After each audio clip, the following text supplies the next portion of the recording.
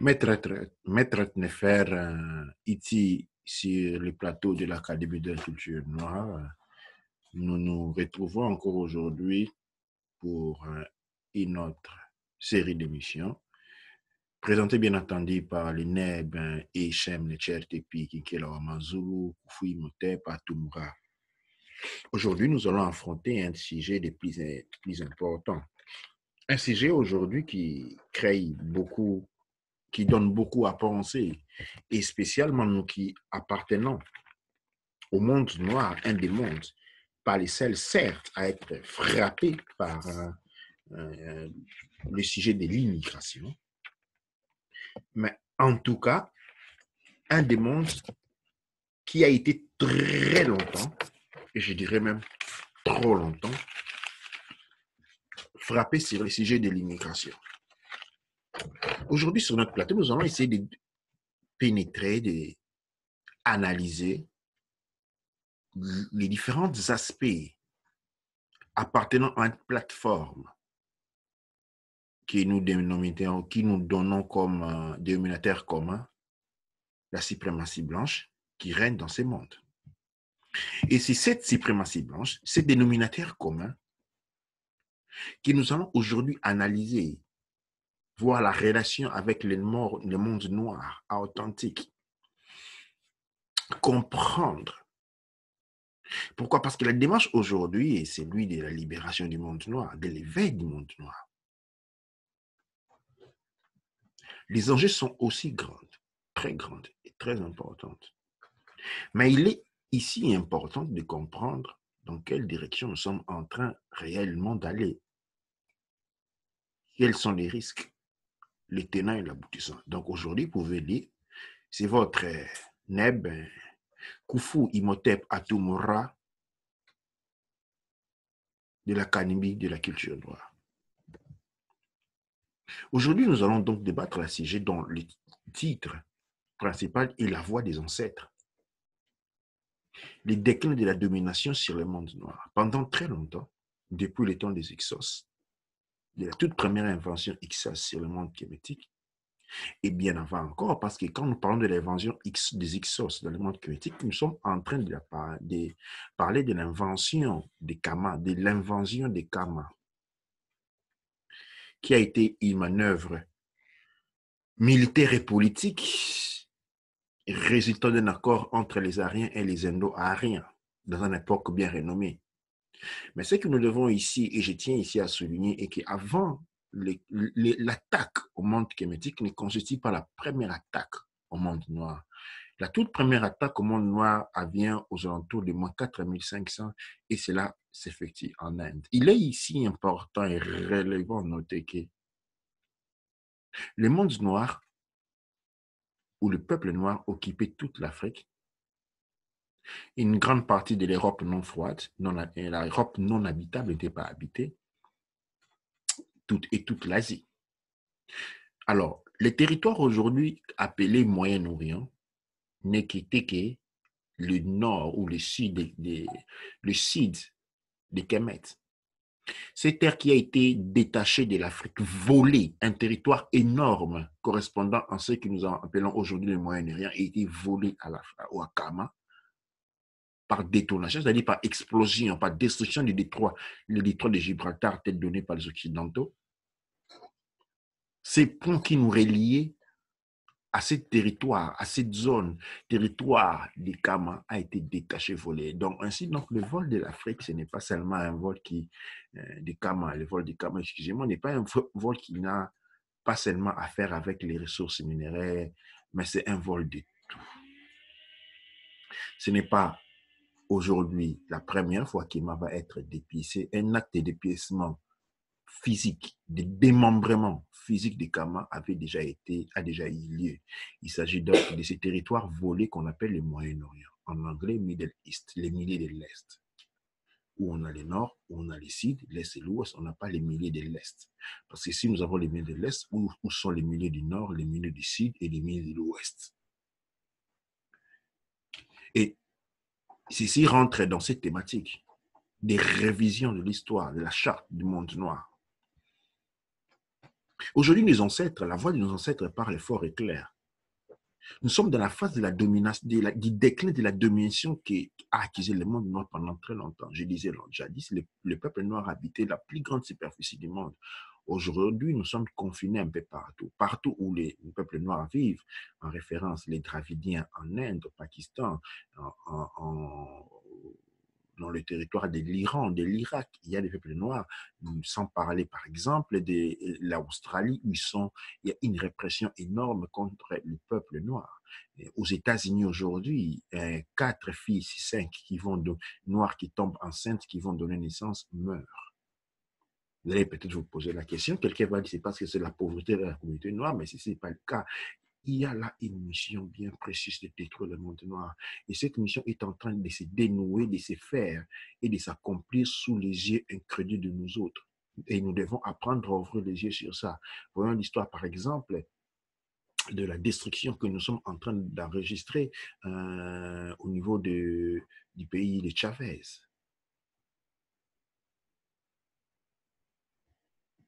Où les implications des pays occidentaux sont en train de détruire ces grands pays, le Venezuela. Nous avons vu comment les Noirs ont été systématiquement éliminés dans les pays comme l'Argentine, l'Australie sans chaise. Et cela va encore beaucoup plus loin. Aujourd'hui, quand nous parlons des Kama, dite l'Afrique, toute la partie nord du Sahara est sous occupation, pour ceux qui parlent de l'occupation rwandaise. Mais nous ne pouvons pas parler de l'occupation rwandaise, nous ne pouvons pas parler d'occupation entre nous. Nous sommes tous les pères et les fils des mêmes ancêtres. Un Angolais ne peut pas occuper le Tchad, ne peut pas occuper. Non, ils ont les mêmes droits. Tout noir a les mêmes droits, comme n'importe quel autre noir sur la terre de leurs ancêtres, parce que nous avons des ancêtres communs. Je répète, tous les noirs ont le même droit sur la terre de nos ancêtres. Les occupants sont plutôt les autres. Les occupants sont les Arabes du Nord, qui, soyons sérieux, il ne s'agit même pas, les Arabes étaient jadis des ressortissants du temple de Ouara.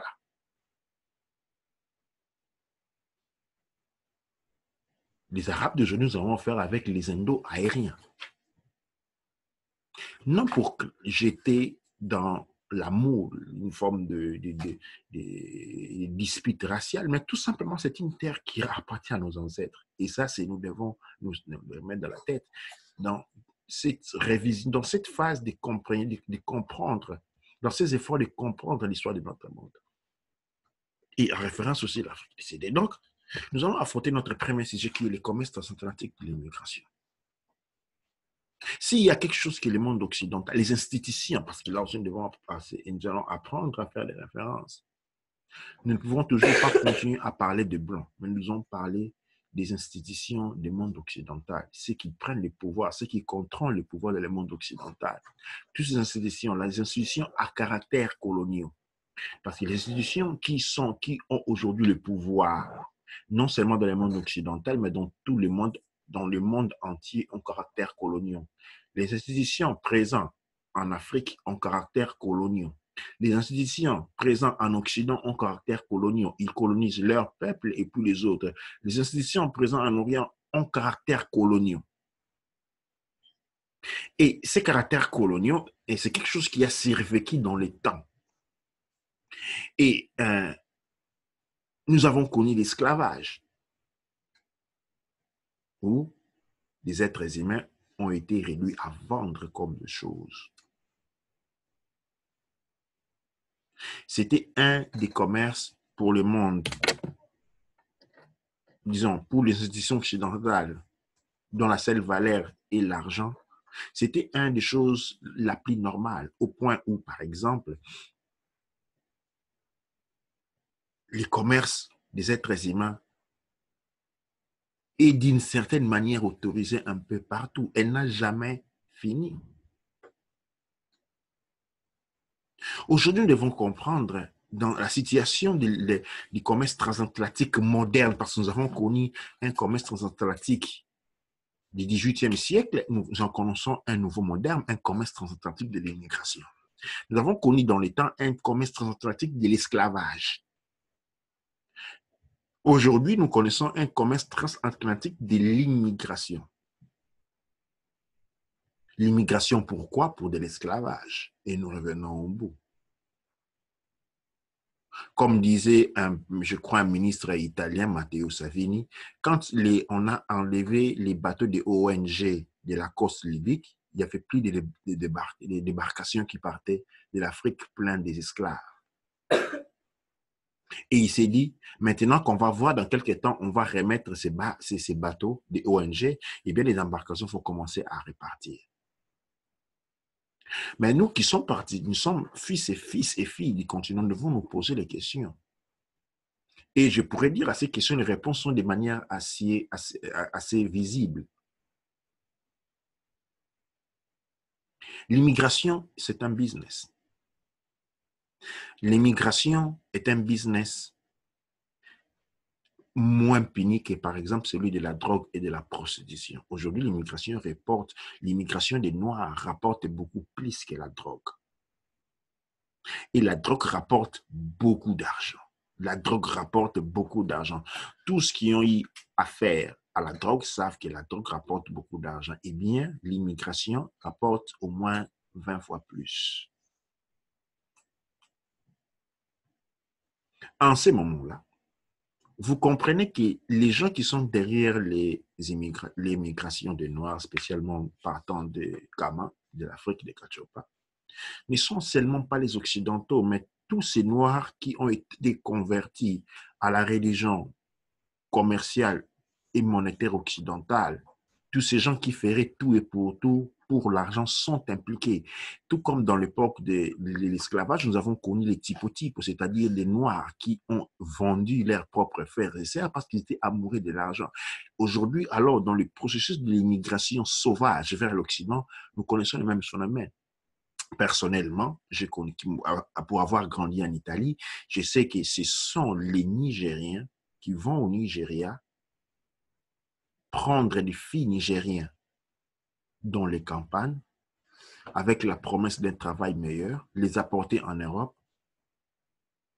Après, ces filles vont rencontrer un sort néfaste parce qu'ils vont être forcés, après avoir violé pour les accoutumer à la prostitution, ils vont être mis sur les routes. Mais cela a été fait par leurs propres frères qui ont été séduits dans cet amour maniacal matériel de l'argent. L'immigration est un commerce. L'immigré est un produit qui est vendu d'un État à un autre pour générer une forme de boom économique. En effet, les institutions occidentales pensent relancer l'économie de leur pays grâce à l'immigration. L'immigration est le foyer pour avoir le prochain boom économique occidental. Et cet immigré qui est vendu, qui est dévalorisé comme il était l'État pendant l'esclavage, où par exemple les Noirs étaient exposés dans les eaux, parce que comme les sauvages noirs n'existaient pas, il fallait en créer. Et mettre les Noirs dans des eaux à côté des singes d'Inde était assez pour créer l'image du sauvage noir. Le commerce transatlantique est un commerce sur la table de laquelle siègent les multinationales occidentaux, les institutions occidentaux comme la Banque mondiale, l'Église catholique, les différentes églises qui n'ont jamais dénoncé cela juste pour faire des petites farces, mais aussi des institutions noires. Le gouvernement noir sont complices directs et des fois indirects, mais plus directs qu'indirects, de cette immigration qui constitue une prédation physique, matérielle de l'Afrique pour se faire de l'argent. L'esclavage aujourd'hui, c'est un thème très important. On a dit que l'esclavage a été aboli, mais nous savons qu'aux États-Unis, plus de 70% de la population masculine noire est sous esclavage dans les prisons où ils travaillent pour des centimes. Par exemple, une paye moyenne pour une journée de travail pour un noir en prison aux États-Unis et aux alentours entre 10 et 20 centimes. Quelqu'un qui gagne 20 centimes par heure, il est un richard. Et vous savez que la politique américaine, quand ton père a été fini en prison, pour généralement des torts qu'il n'a jamais fait. Parce qu'aujourd'hui, nous sommes en train de voir dans la révision des peines de mort, beaucoup de personnes, entre autres des enfants noirs, ont été condamnés à la chaise électrique. Et par révision de procès, aujourd'hui, on découvre que les procès étaient faux. Mais les juges ne s'étaient pas trompés. Ce n'étaient pas des erreurs. Comme aux États-Unis, les policiers ont été payés par résultat. Quand on avait des caisses qui n'avaient pas été résolues, on s'arrangeait pour arrêter les nez noirs et l'accuser de n'importe quoi. Et une grande population noire est en prison. Ce qui fait que du fait qu'ils ont été en prison, leurs enfants n'ont pas accès à l'instruction. Parce que de toute façon, ils ont un futur dérangé, détruit. Et encore aujourd'hui, la plus grande population de Noirs américains vivent dans la pauvreté. Il y en a aussi, il y a des communautés qui sont bienveillantes. Mais en termes de proportion, la différence est énorme. Nous avons ici donc un schéma du commerce triangulaire. Nous sommes au XVIIIe siècle. Mais ce qui est important, ce qui est étrange, ce contrat est encore valable aujourd'hui. Je vais essayer de m'expliquer. Au XVIIIe siècle de l'Afrique, de la Golfe de Guinée, mais aujourd'hui, nous sommes plus de la Golfe de Guinée. Au début, nous avons de la Golfe de Guinée, nous avons des Noirs captifs qui vont vers les Amériques. De l'Amérique, nous avons les sucres, les cafés qui revoient vers l'Europe. L'Europe va prendre les cocotiles, des produits de sans valeur qui vont être consommés en Afrique. Aujourd'hui, nous avons un chemin plus ou moins de la même manière, différent. Nous n'avons plus des captifs, mais nous avons des immigrés qui partent maintenant de la Golfe de la Libye vers l'Occident.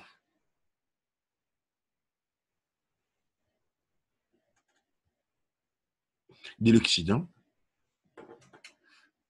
nous avons une création d'une forme de bulle financière qui va incentiver les capitales vers l'Occident, vers les Amériques.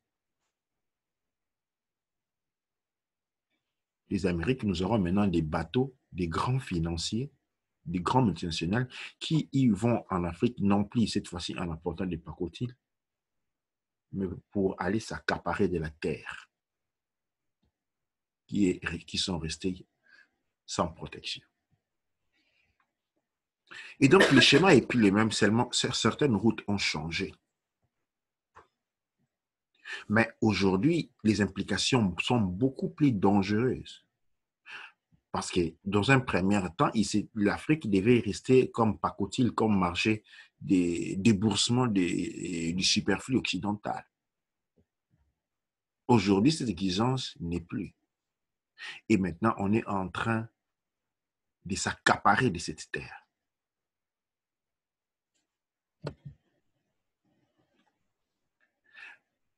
L'immigration aujourd'hui devient la drogue de l'économie occidentale moderne, généralement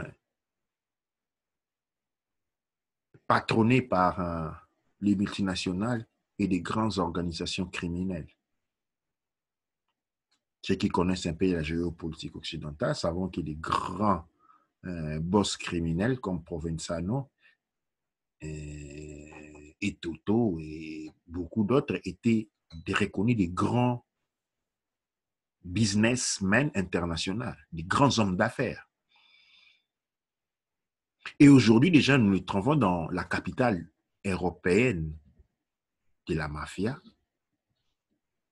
En fait, ce qui est étrange, c'est que la capitale européenne de la mafia, c'est l'Italie.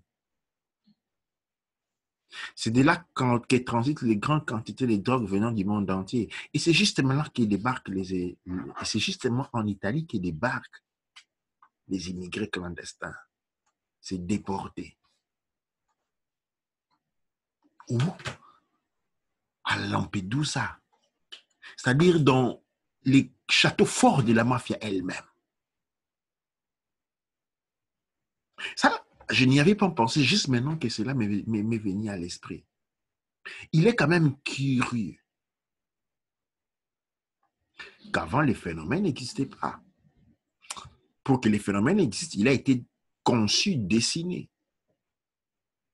Et dans ces dessins, les parcours de ces nouveaux esclaves du Nouveau Monde passent exactement entre les mains du groupe mafieux qui étaient à l'avant-garde avec la drogue, aujourd'hui sont à l'avant-garde avec les commerces humains.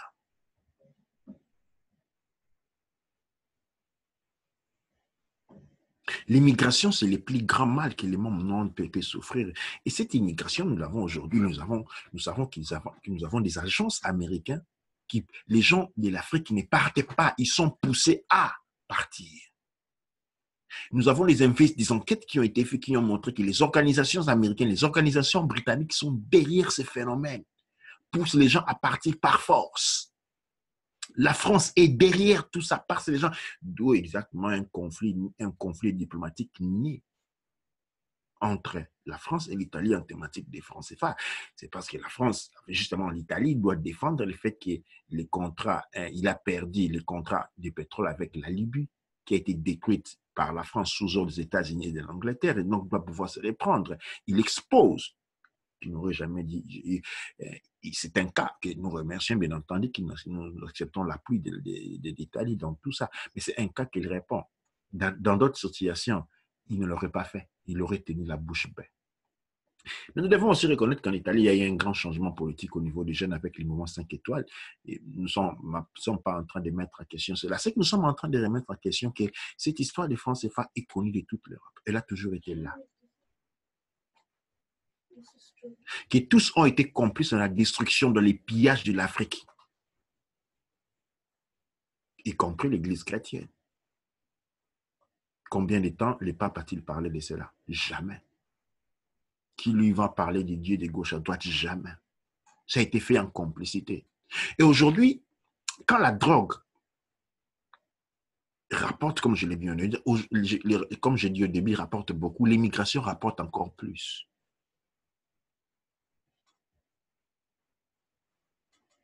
Et l'immigré est un produit.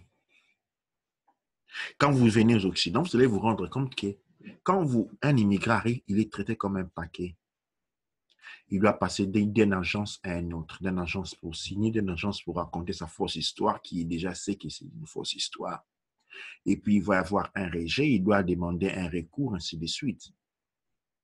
Autour de l'immigré se crée une économie. Une économie des gens qui vivent, qui ont un salaire, qui achètent des voitures. Sur l'immigré, sur les soi-disant services offerts à l'immigré. En fait, ce n'est pas un service offert à l'immigré. C'est l'immigré qui est le produit passé de gauche à droite, auquel a été accordé une valeur économique. C'est-à-dire, vous avez un immigré, tous gagnent autour de lui sauf lui. Il est le pauvre qui doit demander de l'assistance. Ce n'est pas de l'assistance, c'est du commerce humain. Ceci nous plonge dans une thématique qui parle de la frontière entre les trafficking, qui est dite illégal, et l'immigration. Les trafficking, c'est le commerce d'êtres humains. OK? Coordonné par les agences criminelles, bien entendu. L'immigration, par contre, lui, il est géré par l'État. Mais le phénomène est le même. L'exploitation de l'homme noir. L'un est dit légal, l'autre est dit clandestin. Illégal. Donc, c'est illégal, on finit dans les champs de cacao où on travaillait pour être payé des centimes. Mais dans d'autres cas, seulement que dans les cas clandestins, les gouvernements ne gagnent pas beaucoup. Dans les cas normaux, quand on parle d'immigration, non plus de trafficking, les commerces d'hommes, vous arrivez, on vous donne un petit appartement et vous commencez à aller signer là-bas, aller au tribunal là-bas, mais les systèmes rapportent beaucoup d'argent sur vous. En fait, ce concept de l'esclavage où l'homme noir avait été désigné comme produit n'a jamais été aboli. On a seulement été capable de faire croire aux Noirs que ce n'était pas ainsi. Il a toujours été ainsi.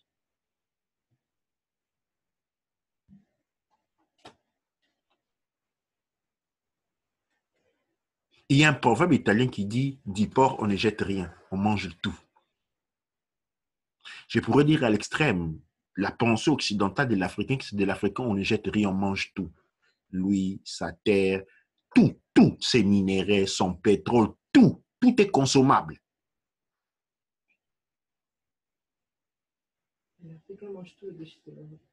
Et l'Africain, en revanche, étant comportant comme un porc, mange tous les déchets de l'Europe. Il ne mange que les déchets.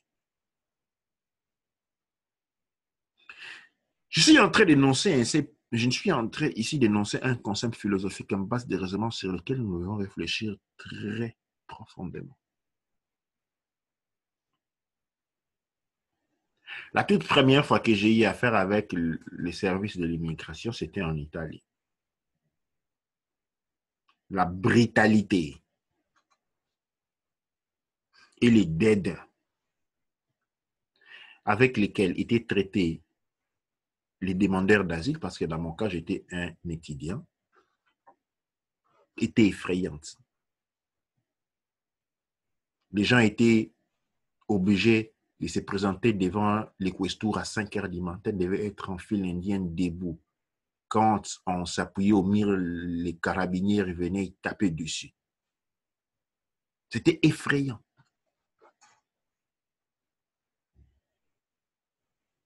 Pas l'acte en soi, mais la perception de notre être sur base de sa complexion de la couleur de la peau, qui, c'est-à-dire, on éclaircit la peau, ça va, on noircit la peau, et à la limite, c'était des... Moi, je suis en train de parler d'une expérience personnelle.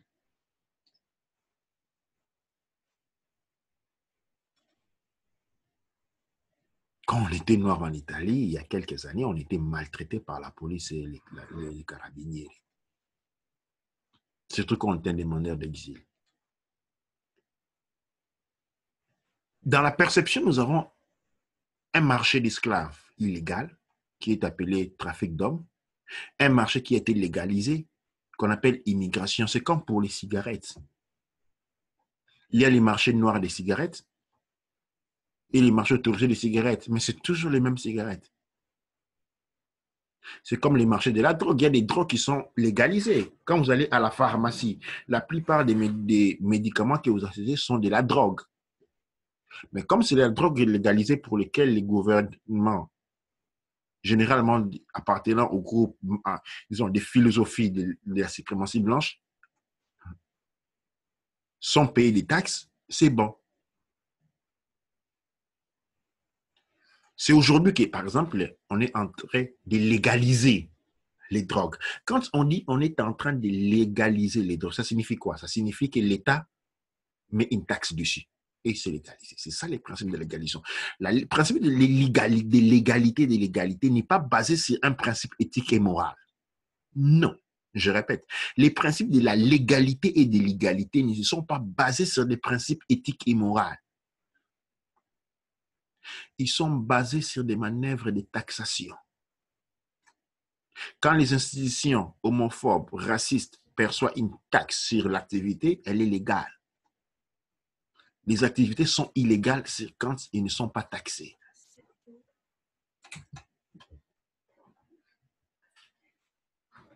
Les trafics des êtres humains illégaux et les marchés internationaux multimillionnaires de l'immigration, c'est un rapport que nous devons faire.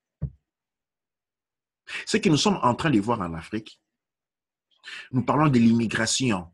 Non, nous devons parler des trafics des êtres humains. Et ce trafic répond à une route bien définie. Et pour qu'une route, pour ceux qui connaissent un peu la navigation, quand on parle des courants marins par lesquels on trace des routes, des parcours dans l'océan, cela doit être étudié géographiquement, rendu possible et puis mis en pratique. Et quand on voit les routes qui partent de l'Afrique jusqu'à pour finir entre les mains des padrinos de la Sicile, c'est quelque chose qui a été tracé, dessiné et mis en pratique. L'immigration, c'est volontaire. Quelqu'un immigre pour des raisons, soit-il financières, mais ça doit être volontaire. Or, les immigrés aujourd'hui de l'Afrique ne sont pas des immigrés. Parce que c'est forcé. Nous parler des RAF, nous pouvons parler des rescapés, mais non, ce n'est pas des rescapés. Moi, je pense que le mot juste, c'est trafic des êtres humains.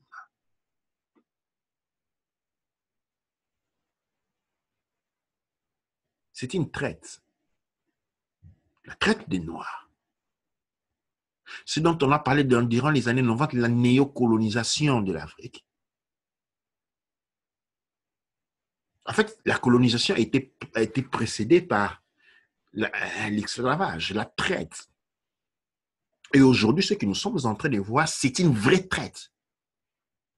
Nous n'avons pas connu l'expérience historique de la traite des esclaves, de la traite des Noirs. Et donc, elle est plongée dans une forme d'imaginaire. Mais au point où il nous manque des éléments pour saisir sa fatigabilité quand nous avons devant les yeux. Ceux qui viennent à Lampedusa en Italie, ce ne sont pas des immigrés. Ce ne sont pas des rescapés. C'est le fruit de la traite des Noirs modernes. Ces routes-là ont été tracées, comme l'a démontré Matteo Salvini. Les bateaux des ONG servent à faire des ponts et qui financent ces actions-là. Nous avons Soros, nous avons tous les grands multinationales américains qui sont tous d'origine nazie. Je répète, nous devons ouvrir nos yeux. Il ne s'agit pas des immigrés qui sont en train de venir vers l'Europe. C'est la traite. La traite, parce que dans la traite, il y a les mots torture, il s'est forcé. Ils sont forcés, ils sont poussés à venir. Bien entendu, durant l'esclavage, on les attrapait physiquement, on les liait à des bateaux. Aujourd'hui, cela n'est pas possible, tout simplement parce qu'on a entre les mains des instruments meilleurs. Comme disait quelqu'un, si la démocratie avait été découverte bien avant, si on connaissait les instruments, si on avait en l'esprit, si on avait compris l'importance des instruments de la démocratie pour la manipulation du peuple, en fait, c'était même inutile de faire la dictature.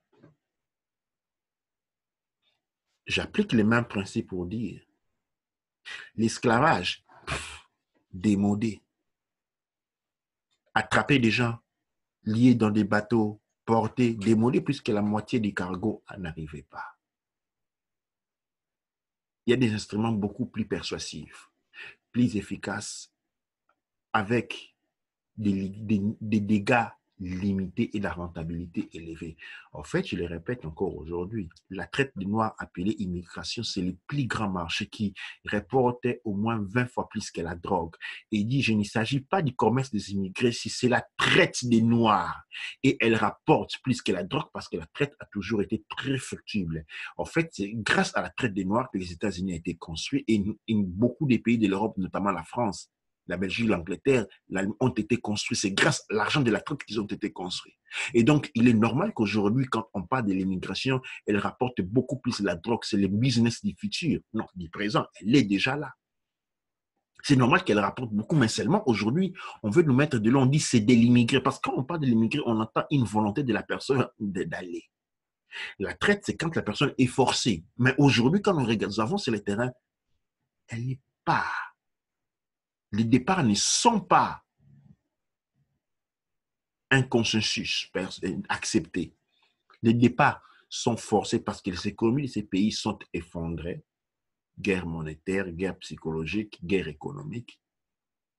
Plus possibilité de survie, donc on est forcé à aller à l'ailleurs. Et donc, là, je répète, il ne s'agit pas de l'immigration des masses. Bien entendu, comme l'a dit Kémy Seba, nous avons 80% des immigrations intercontinentales en Afrique.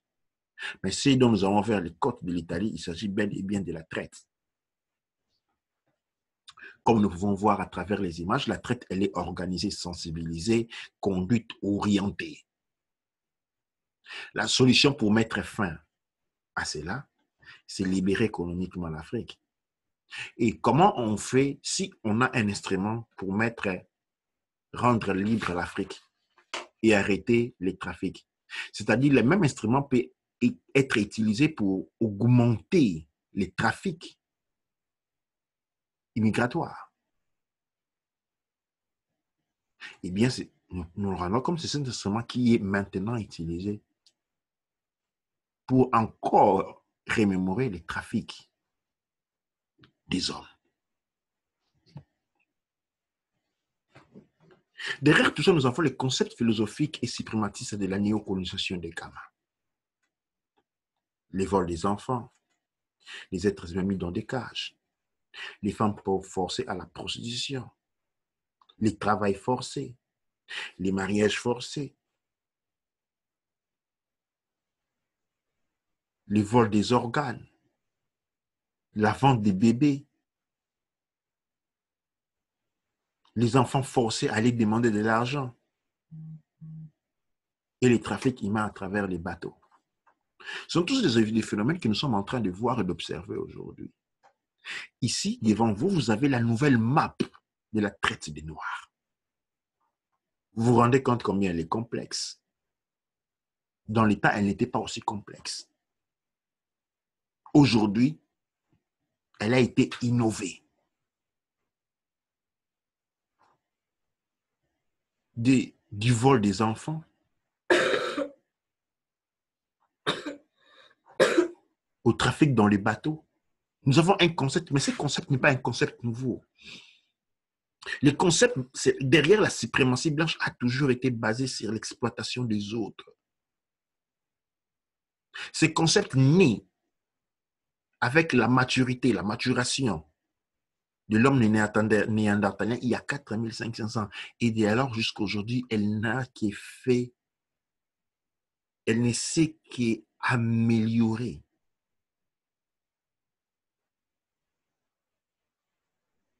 Les vrais ennemis du peuple noir, ce sont toutes les institutions occidentalisées et occidentales. Les gouvernements africains, les systèmes politiques africains, les systèmes de gestion monétaires africains, la Banque mondiale, l'FMI, les différents services d'immigration occidentale, la CPI, l'ONU, tous ces instruments, bien que présentés pour conserver l'équilibre et même blablabla, leurs vrais objectifs sont devant nos yeux. Et ils l'ont toujours fait. Ce n'est pas écrit sur le livre, mais écrivez l'expérience de ces organisations. Donc, nous sommes en train de nous battre non contre des personnes. Nous n'allons pas faire un débat des racial. Mais nous sommes en train de nous battre contre l'idéologie philosophique de la suprématie raciale.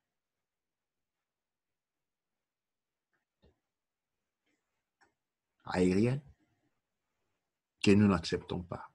Et par conséquent, donc, nous sommes en guerre contre toutes les institutions qui, derrière, appuient ces projets-là. Et il y en a beaucoup. Nous ne sommes pas en guerre contre les personnes, mais c'est prêcheurs des principes démoniaques. Et ces principes sont tous ergés contre nous. La suprématie des institutions occidentales et orientales, les vrais ennemis des fils et des filles, fils des Kama, exactement. Nous allons voir devant cette photo comment les gens sont contents de se faire photographier devant des Noirs morts.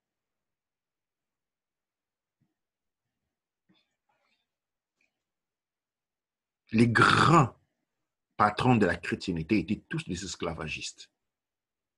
En fait, l'Église chrétienne, c'est une église qui s'est bâtie, qui a une grande richesse faite sur le commerce des esclaves. Qu'il n'a jamais dénoncé et bien connu d'ailleurs. Tous ces gens que vous voyez là, autour des Noirs, qu'on a pendus, je vous assure que personne d'entre eux est un animiste. Ils sont tous des chrétiens. Regardez leur visage. Ce sont tous des hommes et femmes qui chaque dimanche vont à l'église et peut-être parmi eux, il y a quelques prêtres. Et regardez, il ne s'agit pas des bandits. Sûrement, vous verrez la face d'un banquier, d'un politicien, d'un policier, d'un géographe. Il s'agit que d'un seul photo. À mort, les Noirs a été rendu, transformé en une philosophie visible dans le monde occidental. Et c'est ce concept que nous sommes en train de combattre.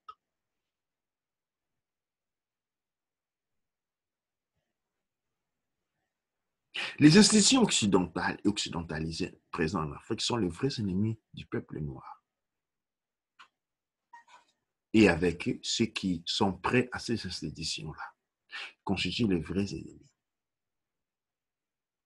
Nous devons avoir le courage d'appeler l'animal par son propre nom et sortir de cette peur, de cette condamnation, de cet amour malade envers le monde occidental qui, lui, ne veut pas de nous, le disent tout le monde. Aujourd'hui, c'est clair devant les yeux de tout le monde.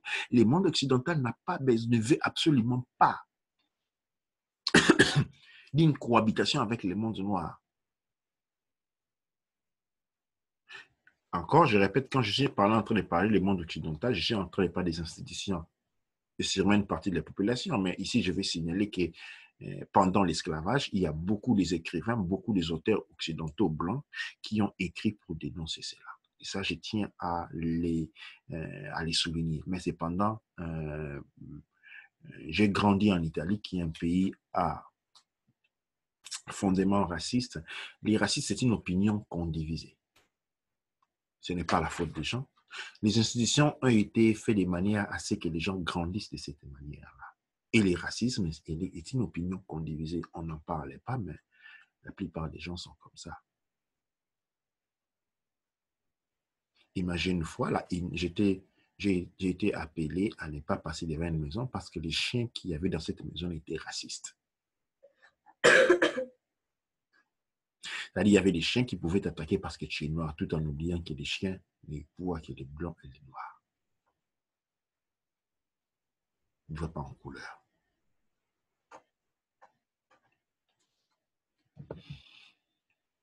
Le racisme institutionnel est le plus grand mal. Qu'on fait semblant de condamner en envoyant quelqu'un en prison pour des semaines. Mais les problèmes sont au niveau de l'éducation, parce que l'éducation occidentale, l'éducation qui a été donnée aux Occidentaux, était une éducation basée sur le racisme. N'oublions pas qu'à l'école, aux Occidentaux avait été enseigné que le diable vit en Afrique et qu'il est noir de peau. Cela a généré dans les années un puissant collectif de rejet sur base de la coloration de la peau. En plus, l'esclavage des Noirs, nous avons aujourd'hui, nous pouvons les voir aujourd'hui que dans la philosophie occidentale, elle n'est pas reconnue comme crime. En fait, c'est sur base de ça que le monde occidental refuse de payer des indemnités d'esclavage. Et devons reconnaître que quand l'esclavage avait été rompu, eh bien, les gouvernements occidentaux ont dit devoir dédommager les maîtres d'esclaves. Rappelons que Napoléon a dû réintroduire l'esclavage en Afrique. Et aux États-Unis, l'esclavage qui a été aboli au même temps et a fini quelques temps en Afrique parce qu'il fallait donner aux esclavagistes blancs quelques temps de se reprendre. C'est-à-dire, l'esclavagisme a toujours été quelque chose de légal. Ça signifie quoi légal? Et je préviens, selon la conceptualisation occidentale, nous devons bien les comprendre. La légalité ou l'égalité ne sont pas basées sur des concepts moraux. C'est plutôt sur un principe de taxe. Quand l'activité rapporte à l'État, il est légal. Quand l'activité ne rapporte pas à l'État de ces pays, il est illégal. Et comme l'esclavage a rapporté aux gouvernements occidentaux, il s'agit d'un procédé légal. Maintenant, quand il y a des groupes d'intérêts personnels qui se mettent à faire de l'exploitation de l'esclavage, on appelle ça trafficking. Et là, c'est illégal. nous devons essayer de comprendre la mentalité, la manière de penser occidentale, de la philosophie institutionnelle occidentale. Quand nous courons derrière les tribunaux pour parler de la légalité de l'égalité. L'égalité dans le principe d'application institutionnelle occidentale ne sont pas axées sur des règles éthiques et de moralité, mais sur plutôt l'engagement avec l'État à payer quelque chose, à payer les taxes. Ainsi donc, le monde occidental, dans son élite, ne reconnaît pas l'esclavage des Noirs comme quelque chose d'illégal. Par conséquent, aucune indemnité a été jamais payée. Les massacres des Noirs n'a jamais été reconnu comme quelque chose d'illégal. L'Holocauste des Noirs opéré, les massacres opérés, l'Holocauste des Noirs comme en premier lieu opéré en Afrique, les massacres perpétués par Léopold II avec le coupure des mains, les massacres des Namibiens opérés par les Allemands qui avaient fait des enfants avec des Namibiens et que ces enfants étaient utilisés comme un exercice de tir dans des camps militaires. Eh bien, même pas des lettres d'excuses, non, jamais. Je ne parle pas des réparations économiques. Je parle seulement au niveau des excuses. L'Allemagne s'est toujours refusé d'adresser n'importe quelle forme d'excuse à la Namibie. Le monde international, la Belgique n'a jamais reconnu l'esclavage, les comportements de Léopold comme des crimes. En fait, Léopold est reconnu comme un philanthrope. Tous les grands maîtres d'esclaves n'ont jamais été condamnés. Ce sont des gens de grande envergure. Pourquoi? Tout simplement parce que l'esclavage des Noirs, l'exploitation des Noirs n'est pas un principe illégal. Pourquoi? Parce que des Noirs, rien ne se jette. Tout se mange. Et comme les Noirs représentent un produit de consommation, quand on consomme, on reconnaît aussi à l'État quelque chose, on est dans l'égalité. On est dans l'égalité.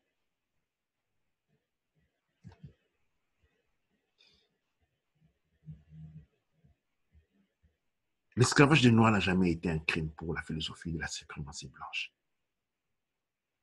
De la suprématie blanche. Les principes, les facteurs, les dénominateurs communs, ce sont les affaires. On peut tuer, tout faire sur les affaires. Et c'est dans cette philosophie-là, c'est cette philosophie des bases sur lesquelles se sont créées toutes les institutions que nous connaissons aujourd'hui. Le tribunal est combien des massacres occidentaux sont déjà finis devant la Cour internationale de justice? Aucune. Aucune. Durant la colonisation, une des règles, par exemple, le nombre de l'État des fonctionnaires italiens travaillant en Afrique, c'est qu'ils devaient avoir une femme de 8 ans. Ces comportements, nulle part est condamné, ils existent encore là. Quand on vérifie certaines normes juridiques italiennes, ils sont écrits. Feltrinelli est une de ces personnes qui avait une épouse de 8 ans. Mais cela ne constitue pas un crime. Les voyages sexuels des Occidentaux qui vont dans des pays qu'ils détruisent, où les règles sont déboîtées, où les Occidentaux vont dans les vacances, de la Gambie au Jamaïque, les voyages sexuels. Ça, on n'en parlait pas. Ça, on n'en parlait pas. Mais quand c'est Bill Cosby Show, directement en prison. Parce que Bill Cosby, c'est un abuseur. Ce n'est pas pour le défendre. R. Kelly n'en parle même pas. C'est un abuseur. Mais ici, nous sommes en train de parler d'une philosophie qui existe, qui est pratiquée jour pour jour. Mais quand un de ces personnes commence à violer des enfants occidentaux, c'est là que les problèmes déclenchent.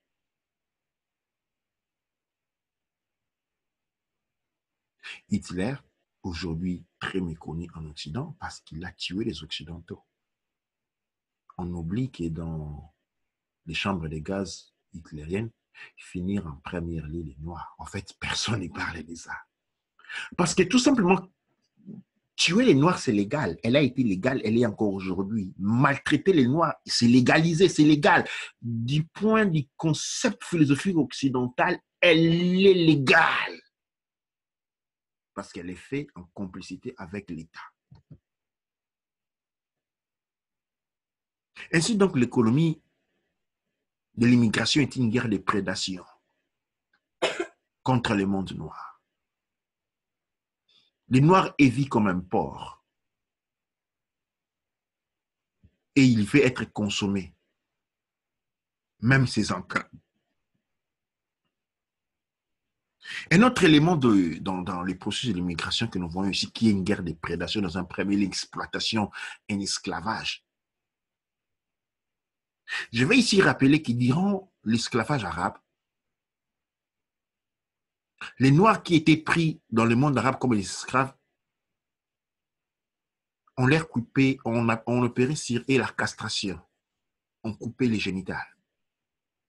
Une destruction intérieure. C'est-à-dire, la personne ne devait pas être pas seulement utilisée, devait être amoindrie, rendue nulle, détruite un paramètre d'où devait être réduit. Le monde arabe procédait à la castration. En Occident, nous avons la castration psychique. Les processus immigratoires, d'accès immigratoire dans le monde occidental est une véritable machine de guerre psychique qui fait que les 95%, les 95% des personnes qui vont à travers le processus migratoire qui durent de 5 à 10 à 15 à 20 ans, quand ils en sortent, ils ont complètement les cerveaux cramés.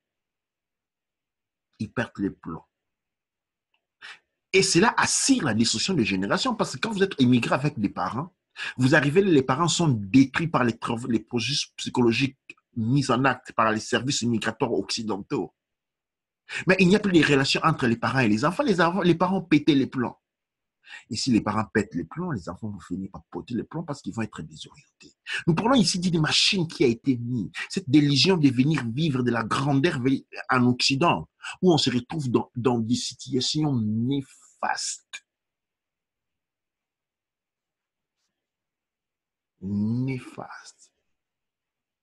Mais pour ne pas essuyer la honte de pouvoir rentrer chez soi et avoir tout perdu, vu que l'Europe a toujours été définie comme le paradis où les maîtres occidentaux vivent, il fallait vous rester à tout prix.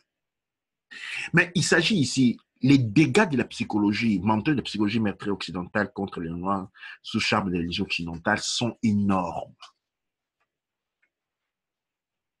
9 sur 10 des personnes qui ont été soumises au processus d'accession pour être reconnus comme réfugiés, pour être reconnus, pour avoir été donné un statut, pour avoir obtenu nationalité française, anglaise, ainsi de suite, ont les cerveaux cramés. Ce sont les gens qui ont été rendus inutiles. En fait, c'est une forme de castration psychique, tout comme les Arabes opéraient une castration biologique. D'un cas d'une autre, nous sommes devant de la vraie castration. Et c'est donc les voix des ancêtres parlent. Les ancêtres disent que nous devons réfléchir sur tout. Ces informations que je suis en train de mettre sur route et trouver les moyens de nous reconstruire. Trouver le moyen et la force de rentrer et défendre la terre de nos ancêtres. Maintenant que nous avons appris à reconnaître ces vrais ennemis, ces vrais malfaiteurs, ces vrais violeurs.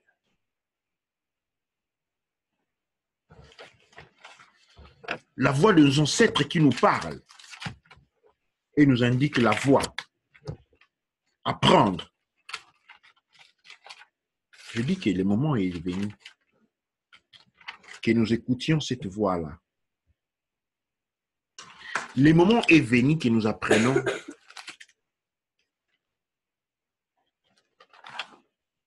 le respect de notre nature, notre authenticité.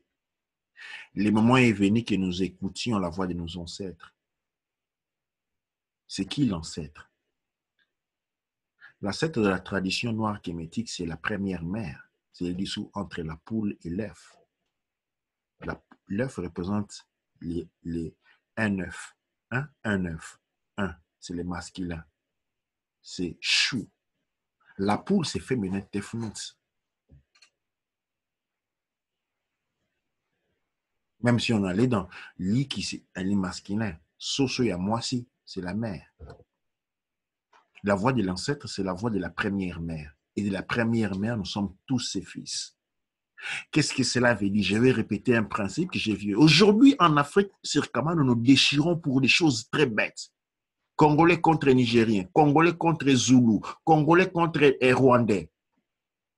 Mais qui sommes-nous à la base? Ça signifie quoi, Rwandais? Nous sommes tous fils et mères d'une même mère, Kama. Et Kama, c'est le féminin sacré. Et nous devons apprendre à nous récolter à cette vérité. Nous devons nous prendre la main et reconnaître ce que nous sommes. Shem M. Hotep pour dire allez en paix. Res, Jesek, apprends à connaître ton authenticité. Dua Necher. Dua Necher, Re, Neek.